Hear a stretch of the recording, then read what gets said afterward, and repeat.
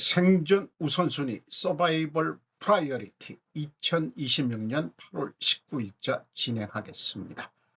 구독, 좋아요 부탁드리고요. 오늘의 편집 내용입니다. 통통한 모습에서 호리호리한 모습으로 변한 주혜씨. 중앙일보 일본어판 8월 18일자입니다.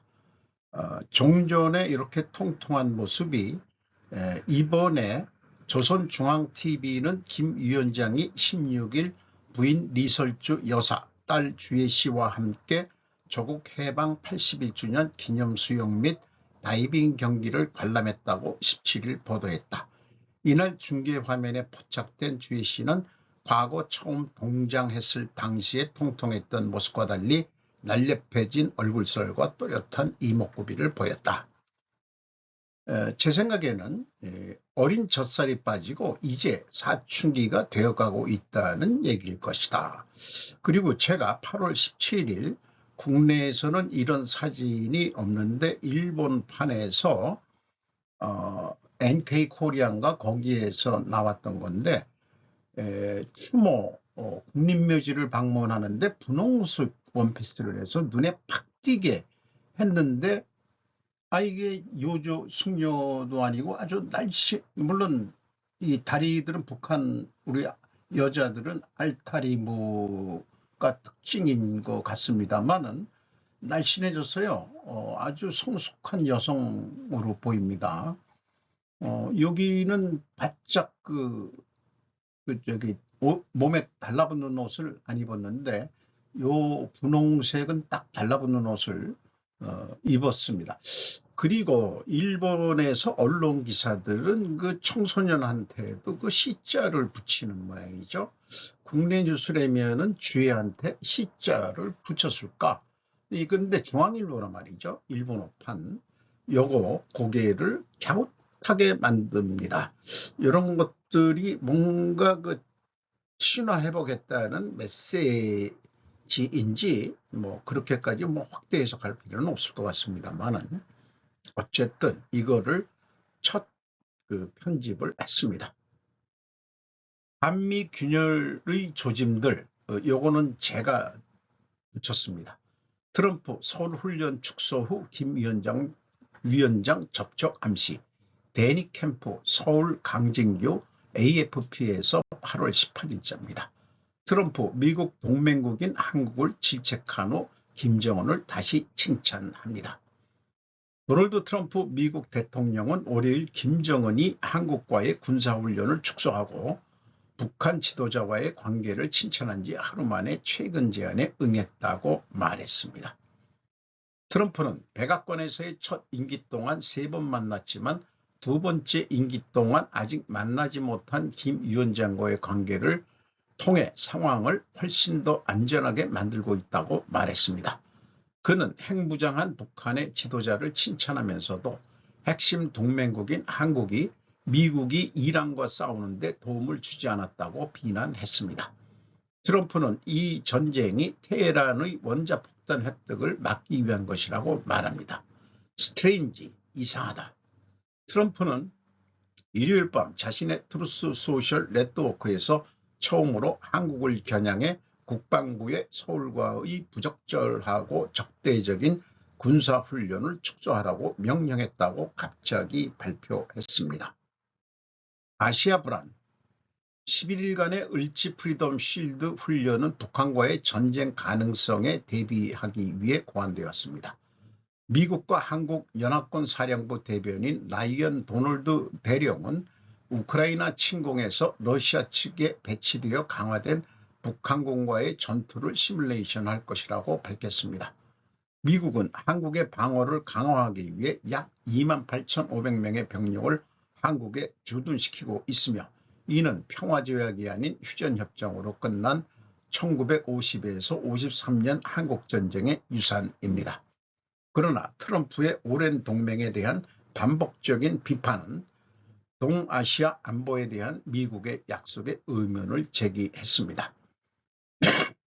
이번 축소훈련 발표는 태평양 지역에서 활동하는 유일한 미국 항공모함인 조지 워싱턴호가 정신건강과 공급 문제에 대한 우려의 조짐이 되어 온 오래전 배치된 링컨호를 중동으로 재배치하는 가운데 이루어졌습니다. 요거 뭐 다른 뉴스입니다만은 라브로프는 러시아와 북한이 세계의 정의로운 세계 질서를 위해 싸우고 있다. 이런 식으로 그 북러 관계를 조로 관계를 그렇게 하는 뉴스도 나왔습니다. 연계에서 이 임기 내 전시작전 통제권 환수 운운으로 나왔는데 트럼프의 신기를 건드리고 있다고 생각을 합니다. 이재명이 친중 냄새가 말하지 않아도 풍기니 트럼프는 친조하겠다는 것으로 일단 이해하기로 합니다. 한국산업통상부 장관 박미중 폭발한 트럼프 대통령 불만. 한국 가장 늦은 협상 상대 첫 번째로 나오려는 건지요. 8월 18일 이것도 중앙일보 일본판입니다. 트럼프 미국 대통령이 연일 한미연합훈련 축소를 강조하는 것은 한미 대미투자 지원 등이 작용한 것이라는 미 언론 보도가 나왔다. 김정관 산업통상부 장관이 긴급 방미에 관련 논의를 진행하고 있는 가운데 미국은 다양한 현안을 연기해 한국에 대한 압박 수위를 높이는 분위기다. 한국 무역 오판, 안보로 대가 치를 수도. 폴리티코는 17일 트럼프 대통령의 연합훈련 취소, 새끼손가락 시위와 관련해 익명의 협상가의 한국은 가장 협상이 느린 상대라는 발언을 인용하면서 트럼프 대통령은 한국이 약속한 3,500억 달러, 약 56조엔 규모의 투자 약속 이행이 더딘 데 대한 불만을 이유로 훈련 축소를 강조하고 있는 것이라고 보도했다. 폴리티코는 경제와 안보를 관계를 놓고 한 영역에 대한 불만이 다른 부분에 영향을 미치는 점이 나타났다고 평가했다. 김 장관은 이날 러트닝 미 상무장관과 만났으나 미국은 조속한 약속 이행을 다시 요구한 것으로 알려졌다. 러트닉 장관은 지난달 워싱턴에서 열린 한미 조선협력센터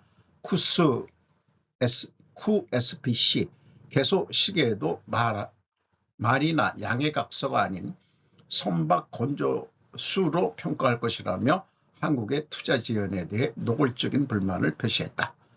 러트닉 장관의 말에 개소식 분위기는 급격히 얼어붙었다.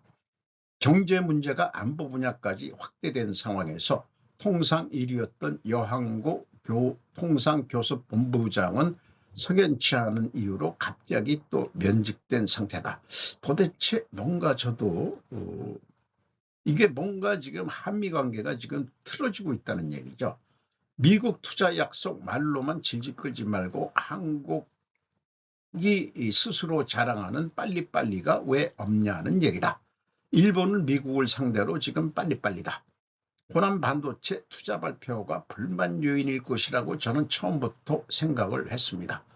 미국에 먼저 투자하라는 얘기인데 이재명이가 그 기업 총수 두 사람을 들여다 놓고 뭐 절까지 하면서 속도전을 내가지고 호남 반도체에 수천억을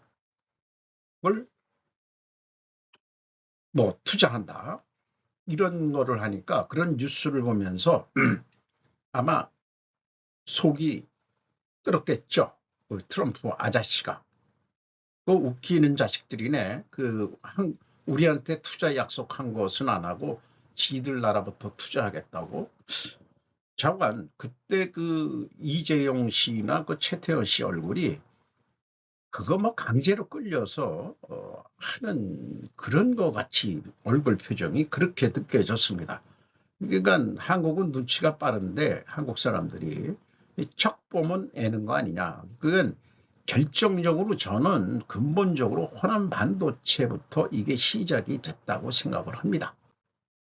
그래서 이렇게 논리적으로 우리가 한번 생각을 해보죠. 만약에 대미 투자가 지연된다면 그러면 한미 을지훈련을 축소할 것이다. 왜냐하면 호남 반도체 투자가 근본적으로 불만이기 때문이다. 이것이 근본 원인이라면 향후에도 뭐든지 경제 문제를 안보 문제화 할 것입니다. 필연 조건 논리로 그 갈등 대립 구조도로 한번 그려봤습니다. 한미 동맹 균열 방지를 위하여는 반드시 안보 문제를 협력하여야 한다. 안보 문제를 협력하기 위하여는 반드시 전시작전 통제권을 환수해야 한다. 이것이 이재명의 논리죠. 이재명 정권의. 왜냐하면 나는 이유를 사실 모르겠어요. 그러나 또 호르무즈 해협 파병해야 한다라고 저는 이름을 붙여볼 수 있는데 지금 전시작전 통제권 환수 얘기는 이유를 좀 들어봐라, 좀 얘기해봐라 해도 저는 무조건 하겠다는 얘기인지 그 이유, 리즐이 뭐냐, 스스로 자주국방 하겠다는 것이냐, 자주국방이 됩니까? 전 세계가 문제입니다. 한편 한미동맹 균열 방지를 위하여는 경제 문제를 협력해야 한다. 경제 문제를 협력하기 위하여는 반드시 대미 투자 속도전으로 추진해야 한다. 왜냐하면 호남 반도체 투자는 우선순위를 뒤로 해야 하기 때문이다. 이렇게 얘기해보고, 그래서 전시작전 통제권 환수와 대미 투자 속도전 추진은 이게 동시에 성립이 안 되는 얘기다. 이러한 얘기가 되겠습니다. 그래서 저는 위에 전시작전 통제권 환수가 논리가 안 맞는다. 이 X표를 여기에 치고 싶습니다. 트럼프는 벤스와 모순되며 이란에서 유가가 아닌 핵무기가 최우선 과제라고 말합니다. 니콜라스 커 ABC 뉴스 8월 18일. 도널드 트럼프 대통령은 지난주 이란 전쟁 중 행정부의 최우선 과제가 미국인들의 석유와 가스 가격을 낮추는 것이라고 주장한 후 월요일에 JD 벤스 부통령과 모순되었습니다. 월요일 아침 소셜미디어 게시물에서 트럼프는 이란이 핵무기를 가질 수 없다는 것이 가장 중요한 목표이며 앞으로도 그럴 것이라고 말했습니다. 지난 목요일 벤스는 폭스 뉴스에서 전쟁 중 행정부 목표 1순위는 미국 전역의 미국인들을 위한 석유와 가스를 저렴하게 유지하는 것이라며 다른 우선순위를 제시했습니다. 그리고 분명히 목표 2번은 이란이 핵무기를 절대 갖지 못하도록 하는 것입니다라고 그는 덧붙였습니다. 우리는 이 두 가지 목표를 모두 달성하고 있다고 확신합니다. 지난 금요일 에어포스원에서 벤스 장관의 발언에 대한 질문에 캐롤라인 레비 백악관 공보비서관은 두 목표 모두 대통령에게 똑같이 중요하다고 답했습니다. 목표 1번, 트럼프와 벤스는 이란 전쟁에 대해 서로 다른 우선순위를 제시합니다. 이렇게 부통령과 우선순위의 모순이 있다는 식으로 문제점을 자꾸 이렇게 부각을 시키는 그런 좌파적인 뉴스 같습니다. 그런데 이것을 목표 우선이 아니고 생존 우선으로 표현하면은 두 가지가 다 수용이 되는 얘기죠. 이것도 아까 갈등 대립대로 한다면은 더 그려볼 만 하겠습니다. ABC 뉴스에서 그 대통령과 부통령의 우선순위 모순을 유도하는 듯한 그런 뉴스를 냈는데 제가 봐서는 그거는 아닐 거다. 그런 의미로서 그 충분조건 논리와 필요조건 논리로 제가 생각을 좀 해봅니다. 만약에 이란 전쟁이 장기화된다면 그러면 미국의 석유 소비자 가격은 상승할 것이다. 왜냐하면 호르무즈 해협이 초크 포인트가 되기 때문이다. 이것이 근본 원인이라면 다른 해협도 막힐 것이다. 사할린의 타타르 해협, 대만 해협, 스시마 해협 등도 초크 포인트가 될 수가 있다. 한일 스시마 해협을 일부러라도 분쟁 지역을 만든다. 중국과 러시아 선박 이동을 방해할 수도 있겠다 싶습니다. 요거는 분쟁 지역이라보다도 한일 간의 협력으로 짜고 치는 고스톱으로 해서 그 스시마 해협이나 그 부산 우리는 뭐 그 무슨 해협이라고 얘기하나요? 한일 해협이라고 어떻게 얘기하든지 간에 한국 해군도 거기 그 상주하고 일본 해군도 상주해서 한일 선박 외에는 다른 거는 통과료를 받겠다. 이렇게 할 수도 있는 거 아니냐. 뭐 이런 생각, 엉뚱한 망상을 해보고요.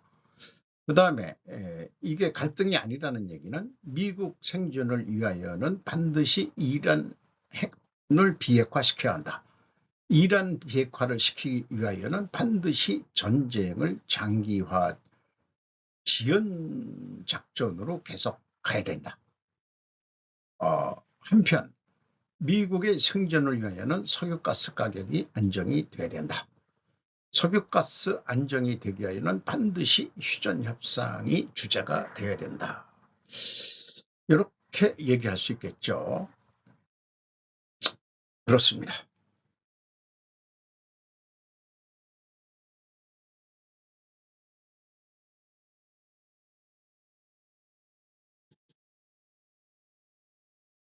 일본의 10년 만기 채권 수익률 성장률 부진으로 30년 만에 최고치 기록.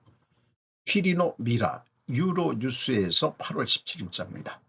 일본 국채 수익률은 2분기 경제가 예상보다 느린 속도로 성장하면서 30년 만에 최고치를 기록했습니다. 민간 소비는 보합세를 유지했고 자본 지출은 감소했으며 순수출은 성장에 기여했으며 GDP 디플레이터는 전년 대비 2.6% 상승했습니다. 일본은행은 인플레이션에 대응하고 앵화를 지원하기 위해 9월에 정책 금리를 인상하여 글로벌 앵화 캐리 트레이드 시장에 영향을 미칠 것으로 예상됩니다. 도쿄에서 두 개의 데이터가 몇 시간 만에 충돌했습니다. 채권 투자자들은 정부가 경제학자들이 예측한 속도의 절반에 불과한 성장률을 기록했다고 발표하기 전에 일본 국채 10년물 수익률을 30년 만에 최고치로 끌어올렸는데 이는 현재 일본 시장을 움직이는 요인에 대해 많은 것을 말해줍니다. 도쿄와 워싱턴은 앵화를 방어하는 데 수십억 달러를 썼습니다. 현재 일본 금리와 미국 금리 사이에는 큰 격차가 있으며 연방준비제도 이사회의 기준금리는 여전히 3.5에서 3.75%입니다. 일본은행의 9월 회의는 통화 회복이 가능한지에 대한 다음 시험대로 주목받고 있습니다. 일본의 채권 시장은 앵화로 저렴하게 대출하여 미국 국채에서 신흥시장 부채에 이르기까지 해외에서 고수익 자산을 매입하는 앵화 캐리 트레이드 덕분에 도쿄를 훨씬 넘어서는 중요한 시장입니다. 30년 국채 수익률이 올라간다는 것은 채권 가격이 내려가고 있다는 얘기로 이해가 되죠. 100기로는 부족해. 미 공군 차세대 스텔스 폭격기 B-21 대증산 간절한 이유 사실 심각한 관계가 8월 18일 8건 뉴스입니다. B-1B와 B-2의 후계자가 될 스텔스 폭격기. 미 공군과 노스롭 그라만이 개발을 진행시키는 B-21 레이더의 조달 규모 자체를 재검토하는 움직임이 생기고 있습니다.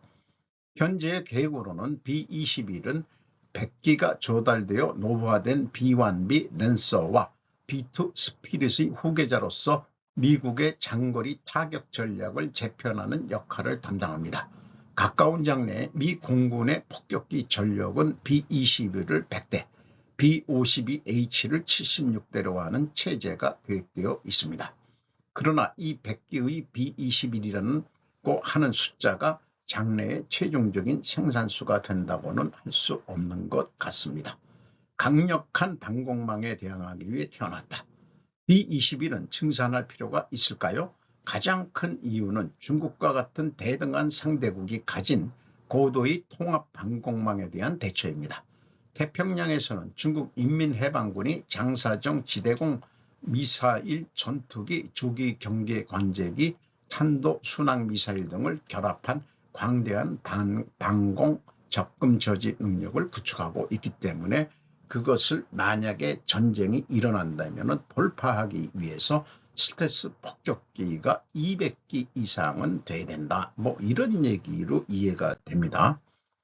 한편 적 방공권 내에 진출 가능한 B-21이라면 한 발당 몇백만 eng인 JDAM 유도 폭탄을 사용한다는 선책도 시다에 들어옵니다. 이것에 의해 월등하게 많은 표적을 파괴할 수 있는 계산이 되는 것 외에 윤택한 재고가 있는 것으로부터 개전 능력을 끌어올리는 것도 가능하게 됩니다. 현상 유지가 아니라 공군 전력의 재구축을 목표로 하기 위해 2025년 6월 22일에 실시된 이란 핵시설에 대한 미국의 공격 미드나잇 해머 작전에서는 지하시설 파괴를 위해 B2에 탑재한 대형 지정 관통 폭탄 MOP가 사용되었습니다. 구체적으로는 B-21 전력 규모의 어느 정도 확장할 필요가 있다고 생각되고 있는 것입니까? 싱크탱크나 공군 내부의 숫자에 따르면 145기에서 200기라는 구상이 있습니다. 현재 100대 조달은 노후화된 폭격기를 대체하는 현상 유지를 겨냥한 것인 반면 200대라는 규모는 미국의 항공전력을 재구축하는 한 단계 큰 전략 판단이라고 해도 좋을 것입니다. B-21의 생산수는 100기로 끝날 것인가 아니면 200기 규모로 확대될 것인가, 그것은 미국이 중국과의 미래 강대국 간 경쟁을 어떤 것으로 파악하고 있는지를 보여주는 것이라고 할 수 있습니다. 참 미국식은 간접적인 표현들을 참 잘하네요. 직선적인 표현들을 잘 안 하죠. 영어의 특징이 그런 것 같습니다만은 그렇게 느껴지네요. 푸틴, 애토로우 상륙은 다카시 정권 약체화의 사인인가? 북중로 삼각으로 내몰리는 일외교 애로. 8월 18일 아즈미 아키코 동양경제 온라인입니다. 블라드미르 푸틴 러시아 대통령이 8월 13일 북방 영토 애토로우 섬에 상륙했다. 외환은 정권 약화의 상징인가? 정권이 약해질 때 외환은 생기기 십상이다. 예를 들면 1900년에 청나라에서 발생한 의회단의 난을 청정부가 거둘 수 없다는 것을 알게 되자 미국, 이탈리아, 프랑스, 오스트리아, 헝가리, 독일, 영국, 러시아 및 일본은 거류민 보호를 명목으로 군대를 파견, 서태후는 베이징을 도망쳐 시안까지 떨어졌다. 이야기를 현대로 되돌리자 푸틴 대통령이 애토로우 섬에 상륙한 의미는 16년 전과 비교할 수 없을 정도로 크다.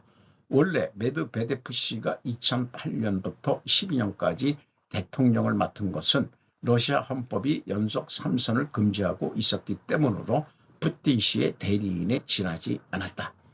오늘 푸틴 대통령이 애토로우 섬을 방문한 것에 강력히 항의합니다. 다카이치 사나이 수상은 조속히 자신이 X에 항의문을 두고 모테기 도시미스 외상도 니콜라이 노즈드레프 주임 러시아 대사를 소환해 강력히 항의하는 동시에 외무대신 담화를 발표했다. 살린이라는 족쇄. 원인은 에너지 문제다. 러시아에 의한 우크라이나 침공을 받아 일본은 22년 12월 5일자부터 러시아로부터 원유 수입에 대해서는 사전 확인을 필요로 한다고 해. 그러나 LNG, 액화천연가스에 대해서는 일본 수요의 9% 상당의 수입원인 살린2는 대러시아 제재 대상에서 제외했다. 그리고 2월 28일 호르무즈 위기 이후 일본은 중동에서 원유의 조달처를 모색함과 동시에 러시아의 원유 수입을 재개했다.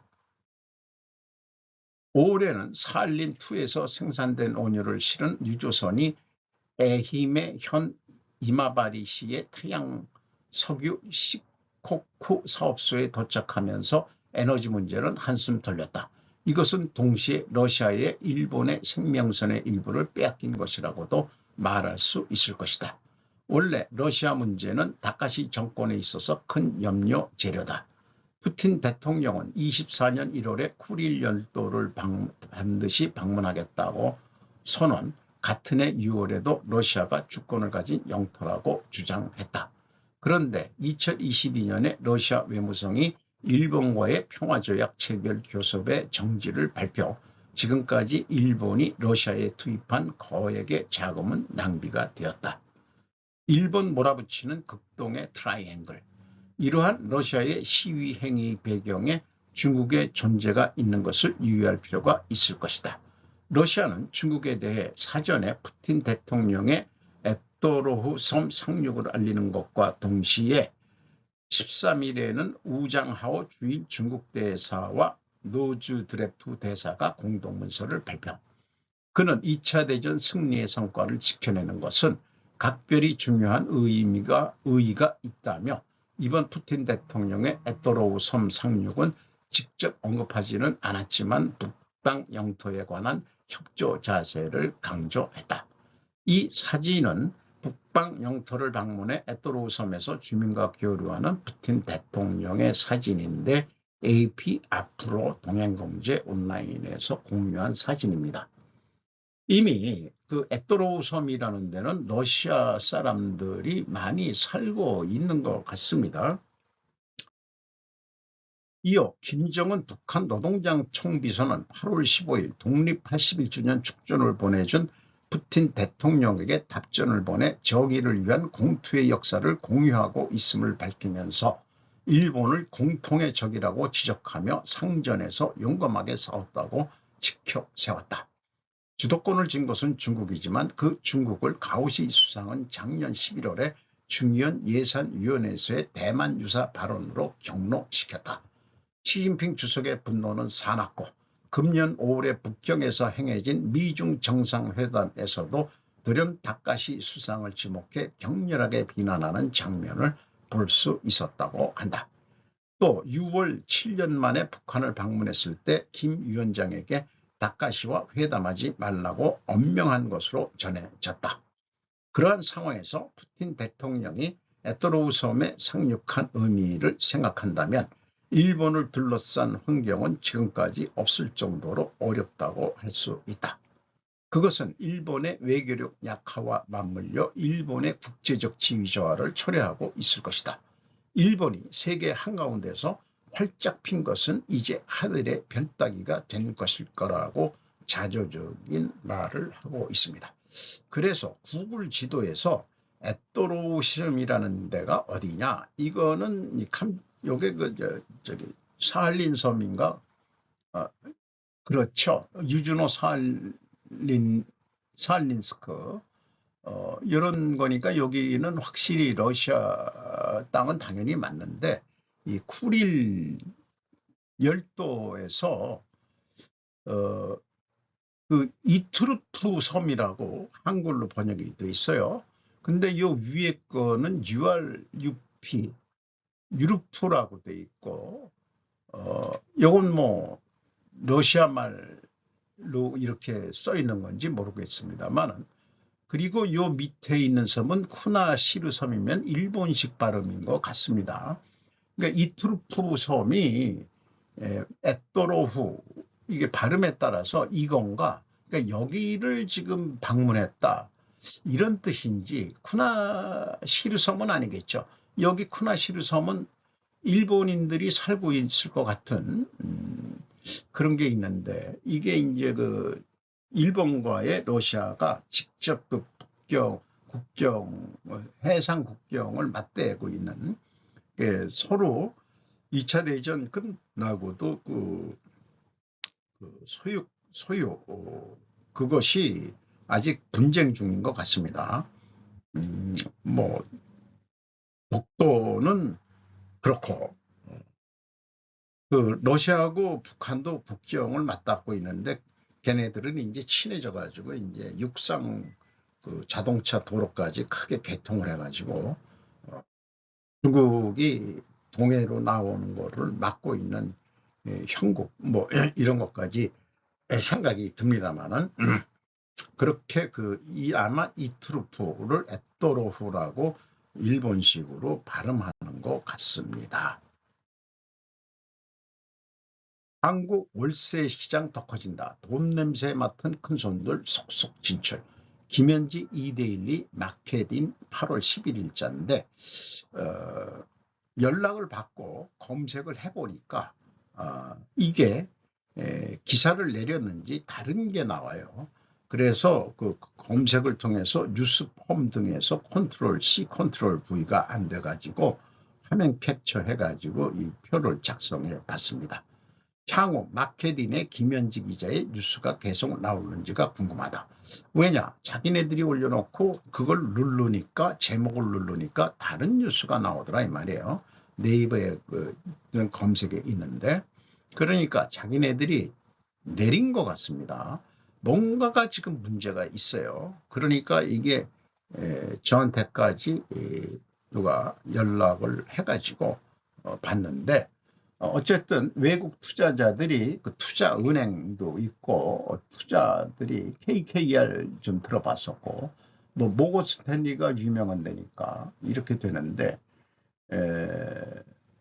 그 파트너가 그라비티 자산운용 이런 거는 우리나라인지 기관인지 모르겠습니다만 구로 디지털 단지 지역 인근 임대주택 자산 확보 200억 원, 뭐 금액은 작은데 그 전부터 2024년 7월에 모건 스탠리가 길동, 독산동, 안암동 세 곳에 600억 내지 700억. 그 다음에 요건 금액이 안 보지만 2026년 6월에는 구로 디지털 장건 2억. 요게 요 공고 같습니다.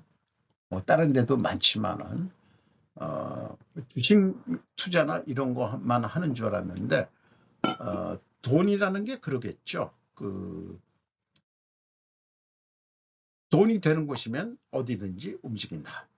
그런데 이런 뉴스를 보면서 이런 생각이 듭니다. 이재명 정권의 부동산 규제의 풍선 효과일 수도 있지 않겠냐.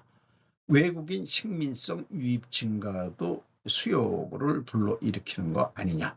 우리 젊은 세대들이 집 사기는 하늘의 별 따기라서 월세부터 시작을 하는데 오피스텔 같은 데서 일단 아기 낳는 것은 장래로 계획을 하고 고양이 새끼나 강아지 새끼들을 키워가면서 두 젊은 남녀가 시작하는 케이스가 많은데 서양 여자들도 많이 들어와서 요즘 뭐 유튜브 방송도 하고 어쩌고 저쩌고 그런 것도 많이 있습니다만은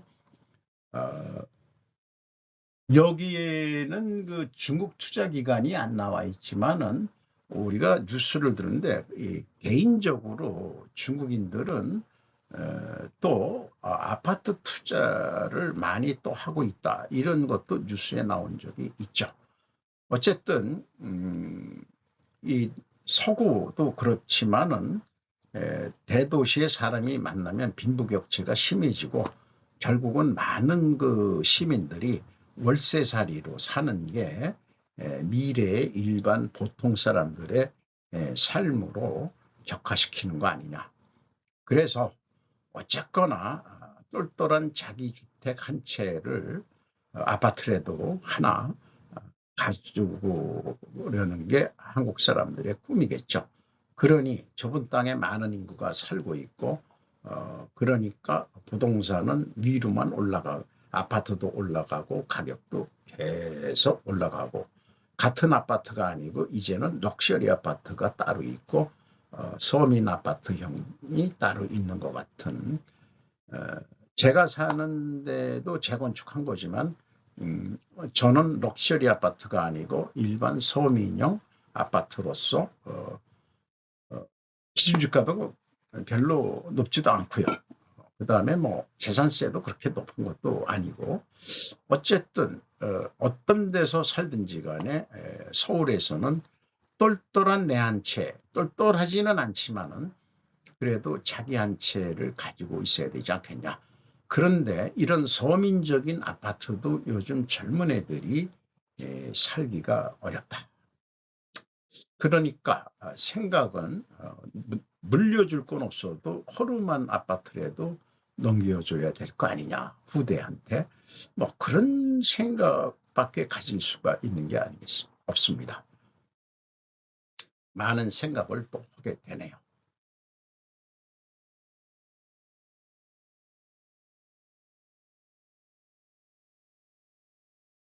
오늘도 좋은 하루가 되시기 바랍니다. 굿나잇.